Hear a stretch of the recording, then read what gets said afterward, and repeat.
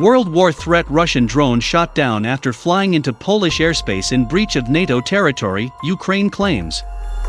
A Russian drone was reportedly shot down in Ukraine today after claims it flew into Polish airspace. The drone is claimed to have first circled over the Ukrainian city of Yavoriv before flying over Poland, where it was in breach of NATO territory.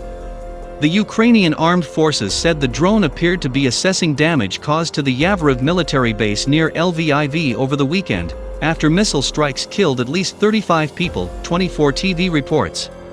It was then said to have flown over Poland before returning to Ukrainian airspace, where it was shot down by the country's air defense.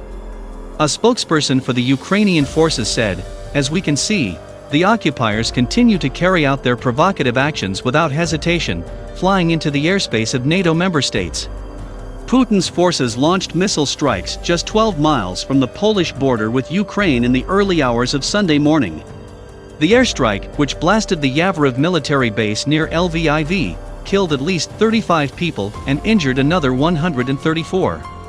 Russian forces fired more than 30 cruise missiles at the base, prompting authorities to warn Vladimir Putin could start provoking NATO countries. Poland belongs to the 30-strong defensive military alliance, which also includes the UK, US, France, and Germany. And Britain's Health Secretary Sajid Javid yesterday vowed Britain will go to war against Russia if Putin attacks a NATO country. Mr. Javid said, "We've been very clear from the start, with our NATO allies, that if there is any kind of attack on NATO territory, then it will be war with NATO, and there will be a severe response.